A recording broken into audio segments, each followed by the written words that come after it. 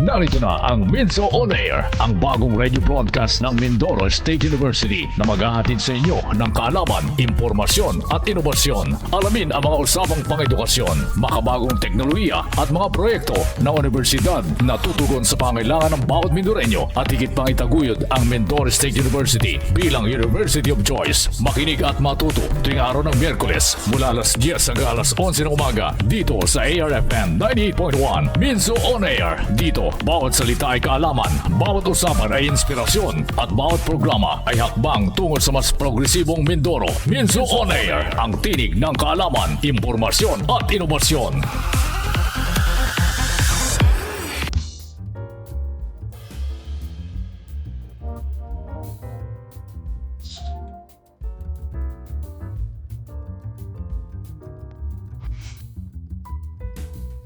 Magandang araw, Mindoro. Welcome sa Minso On Air, ang programang nagdadala ng kaalaman, impormasyon at inobasyon mula sa Mindoro State University. Ako si Giselle, ang inyong radyo kagapay mula sa Minso. Inyong kasama ngayong umaga sa ating kaunang-unahang episode ng Minso On Air, kung saan tampok natin ang mga makabagong proyekto ng ating university. Kaya't manatiling nakatutok dito sa ating Minso On Air, ang tinig ng kaalaman, impormasyon at inobasyon. Tayo ay mapapakinggan sa loob ng isang oras sa ARFM 98.1. Tuwing araw yan po ng Miyerkules, sa ganap na ika-10 hanggang ika-11 ng umaga. Tayo rin ay streamed live sa ating FB page at The Minso Official. Kaya huwag kalimutang i-share ang ating broadcast para mas marami pang makaalam tungkol sa ating mga programa. Alam mo, Icard, ito yung first na sumasahing papawid ang Mindoro State University. Yes, for the first time in history sa ating university, magkakaroon tayo ng isang radio program. Kasi before, more on tayo sa classroom, research, at saka sa fieldwork sa extension services. Pero for the first time, finally in 2025, umabot na tayo sa ere. So, bakit nga ba tayo nagkaroon ng ganitong programa? So, ginamit na natin ang radyo para ipaalam yung mga impormasyon at inobasyon na meron sa ating universidad. Well, for the longest time, ang Minso, katuwang ang iba't ibang ahensya ng gobyerno at pati na rin ang private sector, marami na tayong mga naisagawa at patuloy tayong nagsasagawa ng iba't ibang programa na naglalayon na mas mapabuti ang quality of life, hindi lang sa Mindoro, kundi sa ating mga karatig lugar.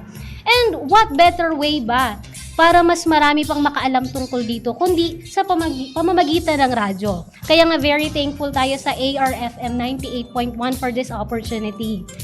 And nais nating ipaalam sa ating mga listeners na ang Minso On Air ay nagsisilbing tulay upang mas mapalawak pa ang ating mga kaalaman at maipakilala na rin yung mga projects and activities ng Mindoro State University. At isa na nga dyan, yung itatampok natin today, which is the Project Moses. So, tama ka talaga dyan. No? So, yung radyo ay isa sa pinakamasibisang paraan upang mabot natin yung mga malalayong lugar.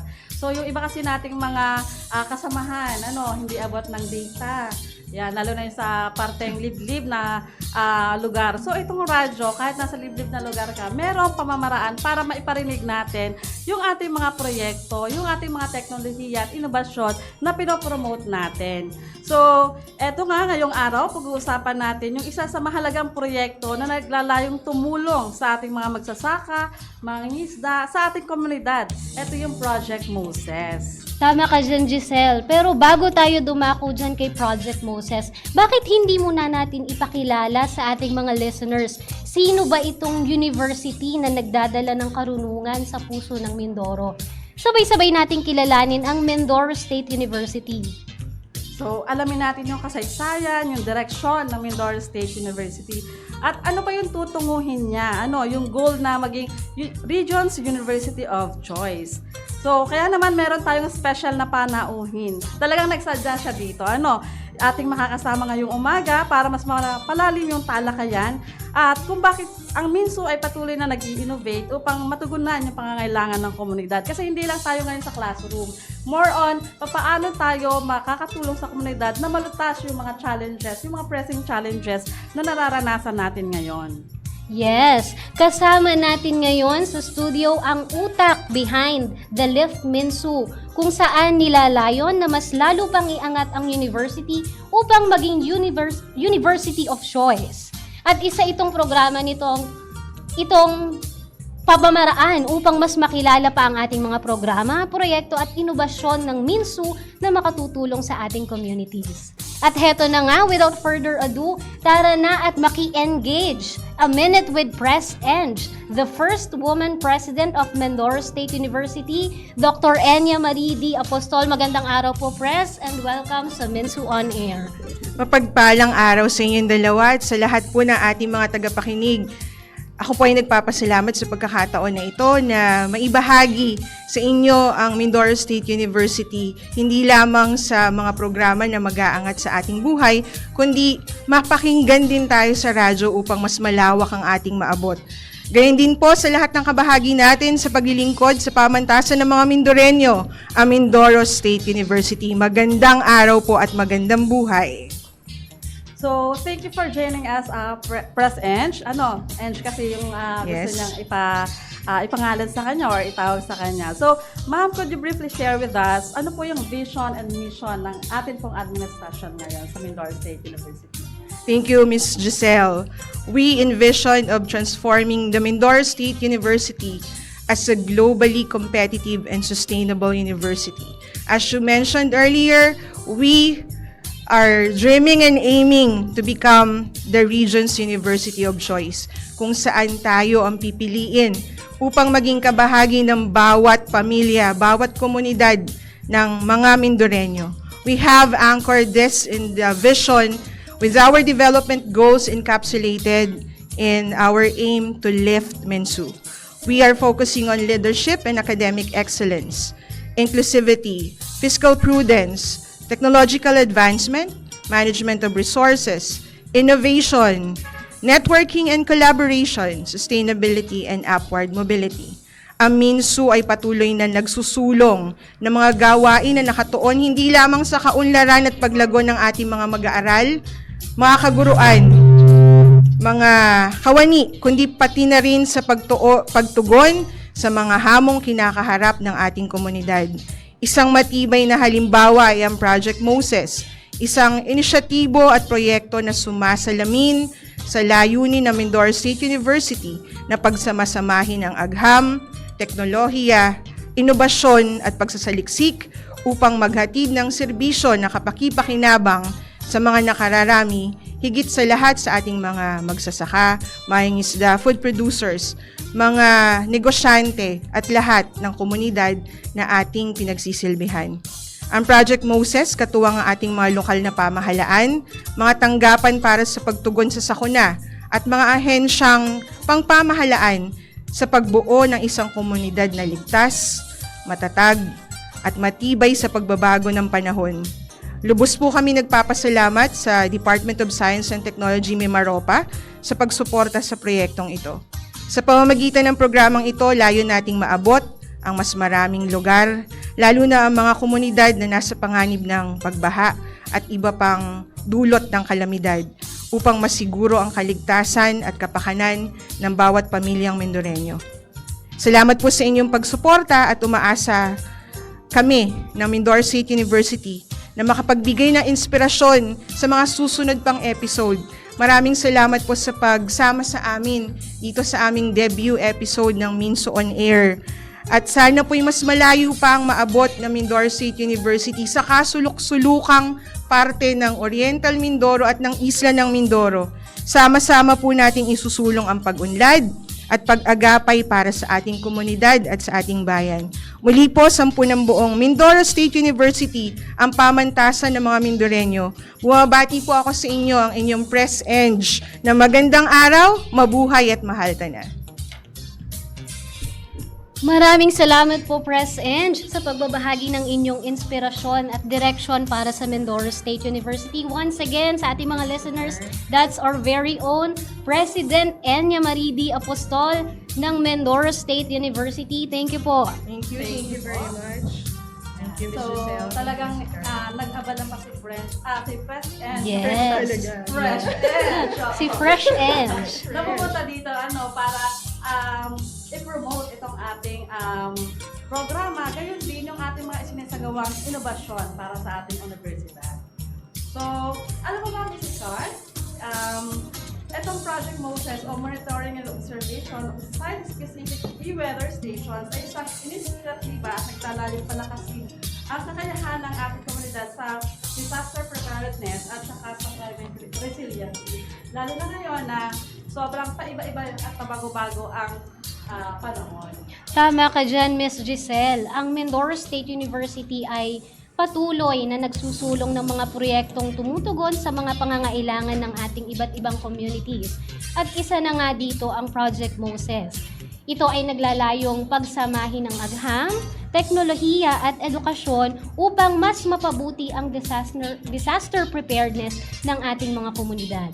Yun. So, kailangan nating talakayan talaga siya, lalo na ngayon. Yes. Yung pag-asa, sabi nila, ilang araw na lamang or linggo, baka sila ay Yes. El Nino. Kasi kamakailan La Nina, ngayon naman El Nino. So, ito talaga, very relevant sa panahon ngayon. So, ngayon namang araw, gusto rin namin marinig siyempre yung kanilang opinion, ano yung kanilang saloobin, ano yung kanilang gustong sabihin tungkol sa episode ngayong araw. Siyempre, pwede silang mag-comment dito sa ating live stream. Yes, at habang iniintay natin ang inyong mga reaksyon, isang malaking shoutout muna sa mga nakatutok sa atin via Facebook Live. So, ano pang iniintay nyo? I-share nyo na itong ating broadcast para mas marami pang makaalam tungkol sa mga programa ng ating university. Miss Carr, nagpapabati pa lang ating piloto kanina. Sino yan? Kuya Kambal. Oh, so hello po, Kuya Kambal. Well, yan. Yes. Yan. Andito rin pala si Miss Duday. Ayan. At yung legal unit daw, pabati daw sila. Shout out. Oh, shout out kay Ma'am Caril at saka kay Ma'am Ana ng ating legal unit. Hello. Press Edge, baka meron ka pong gustong batiin personally.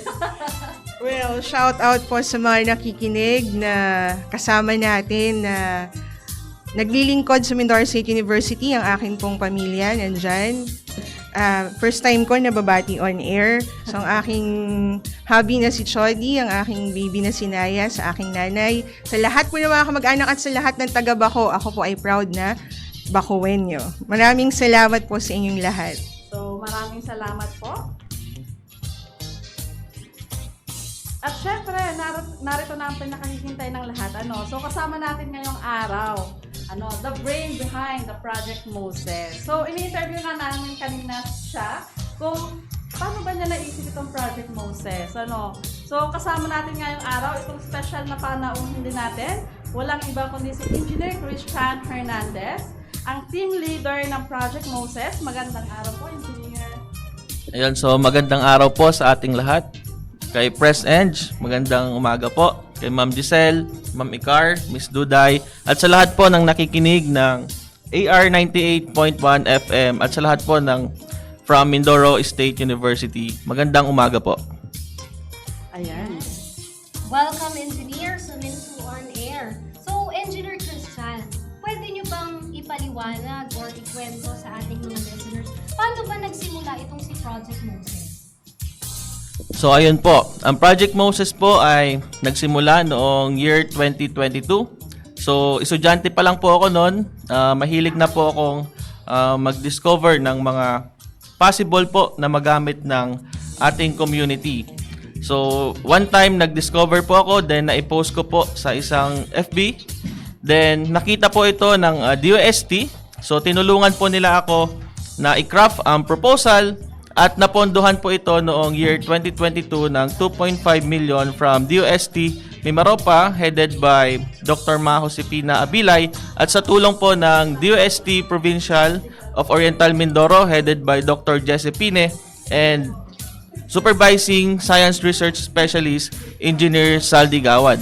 So tayo po ay lehitimong taga-Oriental Mindoro at alam po natin yung nangyayari dito in terms of flooding, mga pagbaha, heat index, at yung mga nakaka-apekto po in terms of our weather condition. Kaya po ngayon, ito pong inobasyon na ito sa Agham Teknolohiya ay maaari pong magamit ang Project Moses or Monitoring and Observation of Site-Specific E-Weather Station na maaaring makatulong po sa specific na lokasyon in terms of weather monitoring po. Dahil talaga po namang apektado na tayo ng climate change and yung pong lagay ng ating panahon ay iba't iba po at different specific locations. So, yun po ang pinagmulan po ng ating Project Moses po ng Mindoro State University. Katuwang po ang DOST Mimaropa. So, napakatagal na pala, estudyante pa lang si engineer. Ngayon, teacher na siya. So, ngayon yung kumbaga, eto na yung katuparan ng kanyang mga ideya nung siya ay estudyante pa lamang. So, engineer, maaari mo bang ipaliwanag, ano po yung pinakang reason at ano yung layunin nitong ating Project Moses? Ang layunin po ng ating Project Moses ay i-transform po digitally ang weather monitoring po dito po sa probinsya ng Oriental Mindoro. So, ito pong Project Moses, Monitoring and Observation of Site-Specific E-Weather Station ay isa pong IoT-based system. So, sumasabay po tayo sa mga makabagong teknolohiya hinggil po sa pag-monitor ng weather conditions po natin. At ilan na po sa mahalaga dito ay direksyon ng hangin, lakas ng ulan, heat index, lalong-lalo na po ngayon, particular po sa heat index and in terms po sa rainfall amount.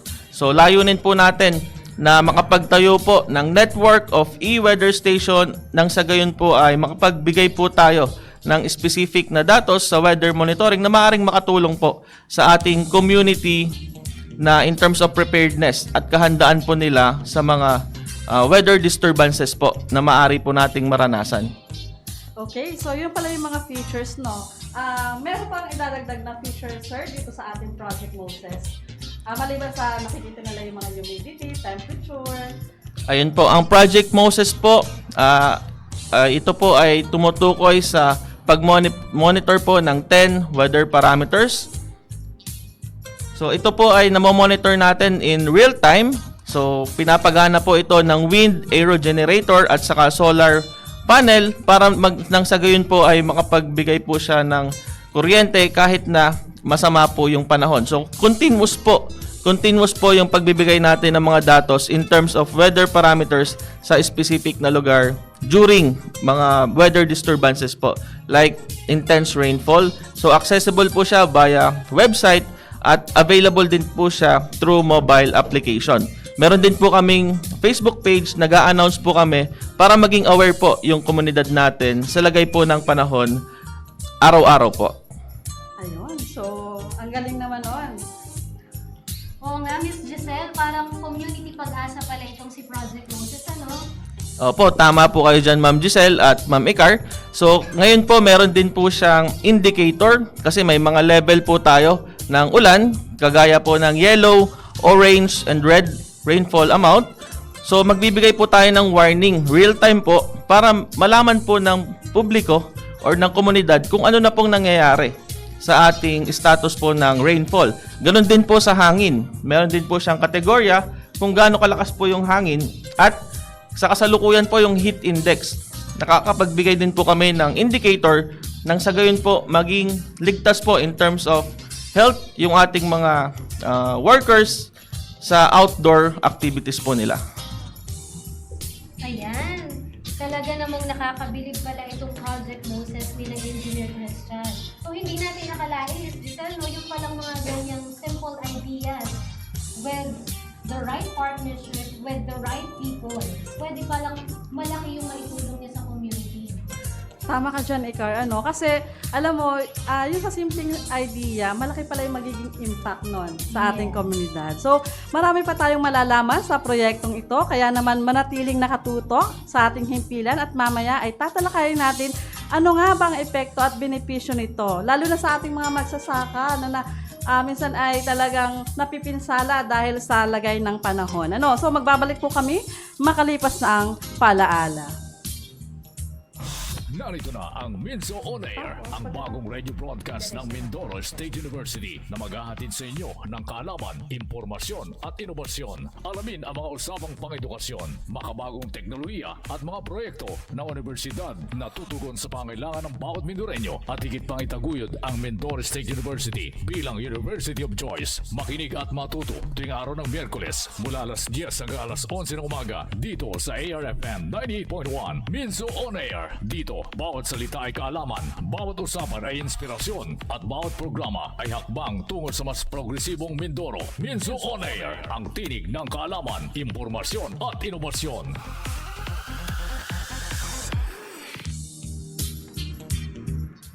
Muling nagbabalik ang Minso On Air, ang tinig ng kaalaman, impormasyon at inobasyon. Tayo pa rin ay mapapakinggan sa himpilang ARFM 98.1 at mapapanood din syempre tayo sa ating FB page, The Minso Official. So kasama pa rin natin ang project team leader, ang Project Moses, si Engineer Christian Hernandez. So, Engineer Christian, mabalik tayo dun sa pinag-uusapan natin kanina. So far ba, ano yung mga naging impact na nitong Project Moses sa ating mga communities? Ayan, so in terms po for the impact of Project Moses for the almost 3 years project, so patuloy po tayong nakikipag-coordinate sa atin pong mga disaster personnel ng Victoria, Nauhan, and Calapan upang mas maibigay po sa ating komunidad yung pangailangan po nila na malalaman po nila yung weather parameters in a specific location. So, nagkakandak po kami ng mga training and capacity building para po maipakilala po yung kayang gawin po or features ni Project Moses in terms of real-time weather monitoring sa mga specific na lokasyon po dito po sa bayan po ng Victoria, Nauhan, and Calapan po.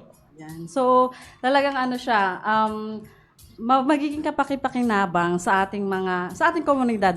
Particular, itong Mindoro, isa siya sa agricultural province. So, tayo ay nagpapadala ng mga produkto nating agricultural sa iba't ibang probinsya. Kalapit na probinsya sa Metro Manila. So, ang tanong po dito, paano makakatulong itong ating proyekto sa ating mga magsasaka? Tama ka po dyan, Ma'am Giselle. Ang Oriental Mindoro po ay pangunahin pong pinagkikitaan ng ating mga mamamayan ay ang agrikultura. At kung makikita nyo po, ang Mindoro po ay meron po siyang dalawang type ng climate because of the rain, because of the forest or mountain barriers dito po at the middle of the island, which nagbibigay po siya ng different weather conditions po ng Oriental and Occidental Mindoro.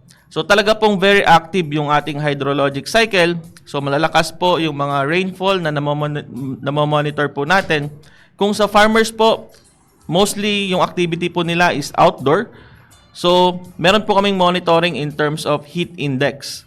So syempre, yung farmers po natin, may mga nababalitaan po tayo na nakakaranas ng heat stroke.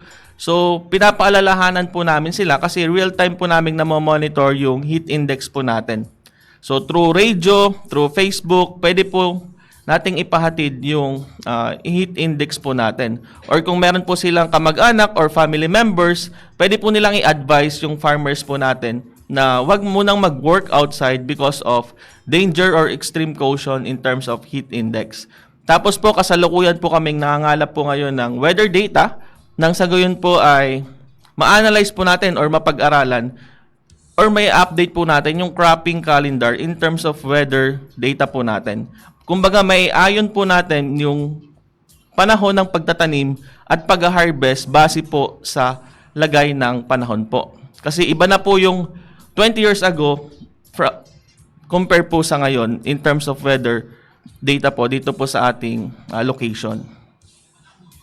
Yan, thank you, Engineer Christian. So, mas na-enlighten ako ngayon sa napakalaking contribution nitong Project Moses. So, di ba, totoo naman that there's little to nothing that we can do pagdating dyan sa pag-iba-iba ng panahon. Correct. Yes. Mananalangin ka na lamang. Yes, prayers na lang talaga. And at least, we have Project Moses na makakapagbigay sa atin ng information, ano ba yung magiging panahon for today, for tomorrow, and for the days to come. Di ba?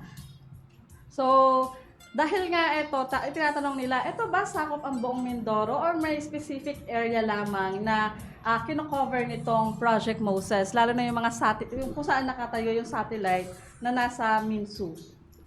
Ayun po, in terms of the area covered po ng ating station, yung mga ganito pong e-weather station, base po sa mga literature, ito po ay sumasakop sa 9 to 25 kilometers radius of influence from the center of the weather station po. So, di ba, familiar naman po kayo, nakaranas na po ba kayo na dito umuulan, pero ilang kilometers hindi na po umuulan. So, ganun na po yung in terms of climate change po natin. Very specific po talaga yung weather condition at every location po. So, yun po yung very unique na, at nandito po tayo sa tropical regions wherein very active yung hydrologic cycle po natin. Marami pong typhoons and weather disturbances tayo po na nai-experience, kaya po mas marami pong network of e-weather station, mas maganda po yung ating pagbibigay po ng data. Sa kasalukuyan, meron lang po tayong isang e-weather station na nakatayo sa upstream po ng watershed areas ng Oriental Mindoro. The largest watershed areas ng Oriental Mindoro po. At nakakapture po natin yung mga significant rainfall events na nagkukos po ng paglagay sa critical level ng ating mga major rivers. Ayun. So, magandang ano siya. So, dito sa Nauhan at Victoria, ano yung mga barangay na sakop nitong ating itinayo sa Project Moses? Ayun. So, to be specific po, marami po tayong mga barangay within the radius of influence na malapit po sa ating weather stations. So, sa Victoria po, nandyan po ang Bagong Buhay 2, western part of Makatok, western part of San Juan, Ordovilla, Antonino, San Gabriel, Bagong Silang, Loyal, San Antonio, San Cristobal, and Villa Cerveza. Sa parte naman po ng Nauhan, nandyan po ang Malvar, Mahabang Parang, San Luis, Tagumpay, Caburo, Sampaguita, Banuton, San Andres, and Apitong. So, di ba napakaganda po na dumating na po tayo sa point na per barangay or per municipality na po yung pagbigay po natin ng datos in terms sa nararanasan po nating weather data po. So talagang napakaganda, lalo na doon sa mga nabanggit mong barangay. Opo, mas specific na po na naipaparating po natin yung actual weather condition po sa specific na lokasyon po. Kasi ngayon yung nababalita ay halimbawa sa Oriental Mindoro, buong Oriental Mindoro, pero hindi naman talaga siya. Ito yung actual na nangyayaring lagay ng panahon dun sa mga particular na lugar or barangay sa Oriental Mindoro. Ayun. So magiging katuwang po tayo in terms of pagbibigay po ng nararanasan po nating weather condition sa specific na lugar. At ang maganda po dito, naka-record po tayo ng every 15 minutes interval. So magkakaroon po tayo ng historical data na nagagamit po ng ating mga estudyante for the conduct of their laboratory, sa pag-aaral, sa pagre-research, para mas makatulong po sa mga susunod na henerasyon po. Ayan, so lumalalim na yung ating talakayan dito sa Project Moses. Pero bago syempre ang lahat, na ipangako natin kanina na tayo magbabasa ng mga comments nila, babati tayo dun sa mga nag-comment sa ating live stream. So narito si Ana Cristina Legaspi, napaka-supportive nitong katrabaho natin ito, si Carl Audrey. Ayan. So nakikinig din si Sir Ruel. Yan, si ML Gaud po from the Office of the University President po. Yan, nandito rin po, bumabati daw po from Baco Community College. Binabati niya si Press Edge. Ayan, so Hello din po, sabi daw ni President. Yan, si Lenz Manalo. So, tuloy-tuloy lang po tayo sa ating pag-comment. Ano po, kung may mga questions po kayo regarding dito sa ating proyekto, maaari rin po kayo mag-comment or magtanong kay Engineer Hernandez at sasagutin niya po kayo direkta mula dito sa ating programa. Ayan, nakabati na tayo sa ating mga listeners at sana later on, mas marami pa ang sumubaybay sa Mensu On Air. And balik tayo, Engineer Christian. So sa ngayon, no, medyo marami-rami na rin yung mga barangay na sakop nitong si Project Moses. And hopefully, in the years to come, mas lumawak pa yung sakop niya, di ba? So, nabanggit kanina ni Press Eng, dun sa segment natin kanina, na partner natin dito ang DOST Mimaropa. So, ano ba specifically yung naging role ng DOST Mimaropa dito sa Project Moses? Ayun, so tama po, kapartner po natin ang DOST Mimaropa sa tulong po ng DOST Oriental Mindoro at saka po ang Mindoro State University. So tayo pong mga young engineers, young Filipino innovators, so pag meron po tayong mga idea or concept na maaaring makatulong po sa ating komunidad bilang isang Pinoy, so nandyan po sila para magbigay po ng suporta in terms of funding. So, pwede po nating maisakatuparan yung atin pong mga naiisip na teknolohiya. So, napakalaking part po ng DOST Mimaropa in terms of funding support and implementation, monitoring po ng ating Project Moses in terms of coordination with our partners and other linkages like disaster personnel ng Victoria, Nauhan, and Calapan po. Then, yung iba pa pong information agencies na nagiging bahagi po natin upang nang sa gayon po is makarating yung ating mga impormasyon at inobasyon saan man sulok po ng Oriental Mindoro. Ayun. So, totoo naman yung sinabi ni Engineer Icar. Kasi kamakailan lamang na i-feature ulit yung ating proyekto or yung Project Moses. So nakita ko sa TV si Engineer. Yes. So, unti-unting nakikilala yung ating proyekto sa Makatuwid. Dahil dito, yung impact kasi niya, very relevant, very visible sa ating mga kababayan. At syempre, Miss Giselle, very thankful naman tayo kasi for the longest time, hindi naman natin kaya na gawin ito ng tayo lang. So, very thankful tayo sa mga nakakatuwang natin na iba't ibang government agencies in the private sector, especially in Project Moses. We have the DOST Mimaropa. So, talagang napaka-thankful natin. Correct. So, lagi silang naandyan, nakasuporta, tumutulong, nakasuporta. At syempre, kamakailan lang, yan, ang Project Moses mag-expand na daw, Engineer? Ayun po, sa isa pong in terms of collaboration, yun po talaga yung sekreto sa pagiging successful po ng ating mga Pinoy inventions. Yung collaborations po with the different agencies and support po from the people surrounding yung ating pong project. So, as of now po, nagkaroon po tayo ng grant from NEDA. So, nakatanggap po tayo for the expansion ng Project Moses. Magkakaroon na po tayo ng data center na maaring magsuporta po kapag dumami na po yung ating weather stations dito po sa Oriental Mindoro to digitally transform po yung ating weather monitoring and early warning system in terms of rainfall, wind speed, heat index, and flood po dito sa province. Ayan. So, Engineer, may nagtatanong, paano daw nila ma-access itong Project Moses? And madali ba daw siyang, kumbaga, ay basahin? User-friendly ba siya? Ayun po. So, very user-friendly po yung design po ng ating website. So, accessible po siya through projectmoses.io. So, i-type lang po natin sa ating browser. Meron din po kaming FB page, Project Moses. So, you can follow us for more updates. Then, pwede nyo po kaming i-message para ma-send po namin yung mobile application para po maging one tap na lang po siya sa inyong mga mobile phone for monitoring. Then, sa mga susunod na araw po, maging available na rin po siya in other downloadable platforms like Google Play Store para po mas makatulong po sa ating community. Sa ngayon po, engineer, ano ba yung mga ways forward nyo pagdating sa mismo? Kasi sabi mo kanina, nakatanggap tayo ng grant, di ba? So ano ba yung mga susunod nating steps to grow and thrive ang Project Moses? Ayun po, bilang pong ang Minsu is one of the state university po sa province.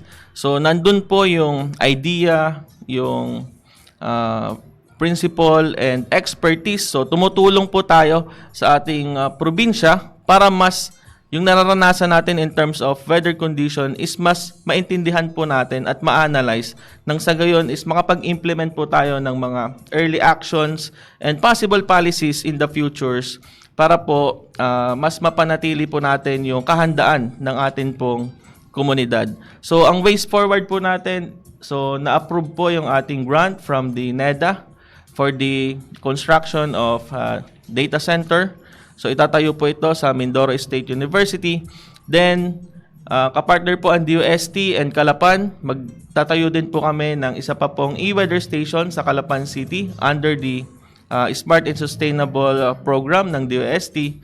Then meron pa pong mga other municipality na meron pong interest in terms of the construction or deployment po ng other e-weather station nang sa gayon po is malaman po nila yung sitwasyon in their location po in terms of weather monitoring po. Ito po, engineer, available for commercialization. Yes po, working na po kami in terms of technology license agreement with our partner manufacturer para po mas makater po namin yung production po ng technology po natin for the technology transfer. So maging available na po siya sa market for the next coming days po. So isa rin kasi yung Project Moses na naitampok natin na naka-receive na ng iba't ibang awards. For 3 years na nag-exist yung Project Moses, nakatanggap na siya ng award from the UST bilang Climate Resilient Award. Yes po, from DNR po last DNR. year. So nakakuha po siya ng award for first place for Klimalikasan 2024 po. Then meron din po siyang award in terms of Climate and Technology Resilience Award from the DANR po. Ayun. So talagang maipagmamalaki talaga nating tunay itong Project Moses kasi kumbaga hindi lang tayo yung nakaka-recognize ng kahalagahan nitong proyekto.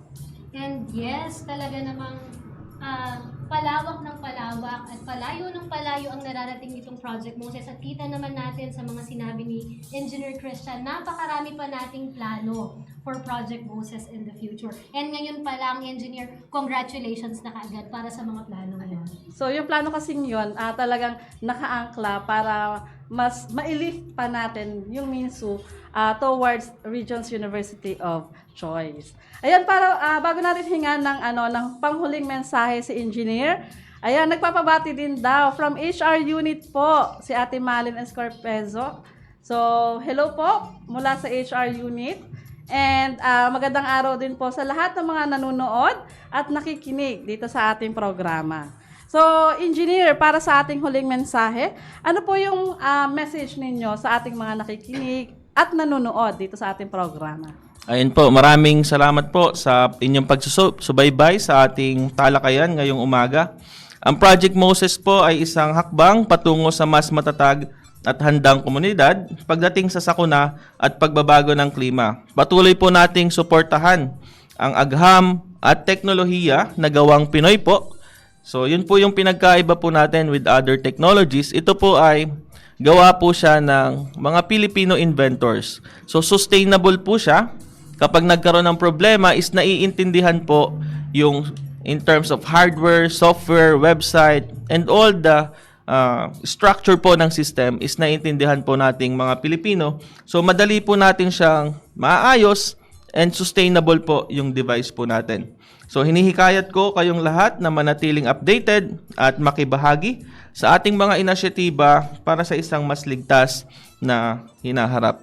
So, pinapasalamatan ko din po ang team members ko po. So, napaka-importante po yung member po ng Project Moses.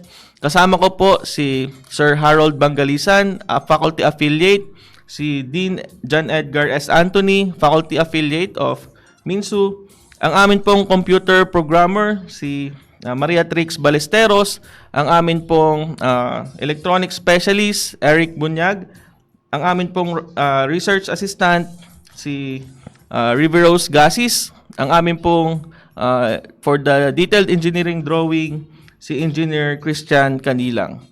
So kami po buong team ay lubos na nagpapasalamat at sa mga suporta po from the different agencies and the people surrounding po our technology. Yan, thank you Engineer Christian and thank you din sa buong Project Moses sa pagbabahagi at pagpapakilala sa amin today sa Minsu On Air ng Project Moses. Talaga namang napakalaking tulong nito sa mga communities natin ngayon, especially hindi na talaga natin maintindihan ng panahon. Correct. Even today, kanina pagising ko ang init-init, tapos ngayon umuulan na, di ba? So hindi talaga natin masasabi ang panahon. So, time check muna tayo. So, 11 na pala. So, lumipas na Napasarap isang ang oras. usapan.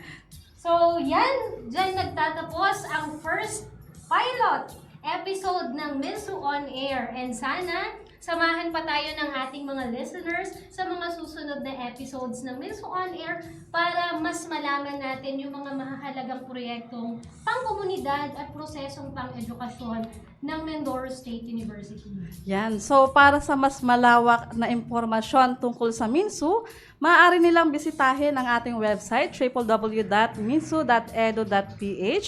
At syempre, paki-follow po and like ang aming Facebook page, Instagram at YouTube channel at The Minsu Official. Palaging tandaan, dito sa Minsu On Air, bawat salita ay kaalaman, bawat usapan ay inspirasyon, at bawat programa ay hakbang tungo sa mas progresibong Mindoro. Muli, ito po ang Minsu On Air, ang tinig ng kalaman, impormasyon at inobasyon. Hanggang sa susunod pong programa at episode dito po sa Minsu On Air.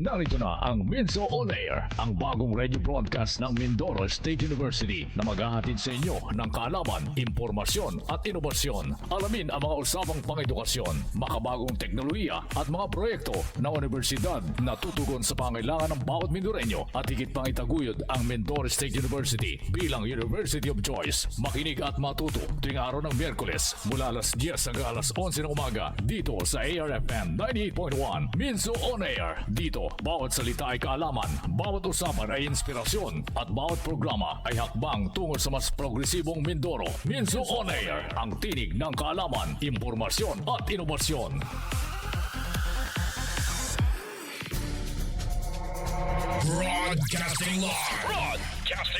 Broadcasting live from Baco, Oriental Mindoro. DWHQ ARFM 98.1. The strongest, most powerful, with the power of 4,000 watts in the entire province of Oriental Mindoro and some areas near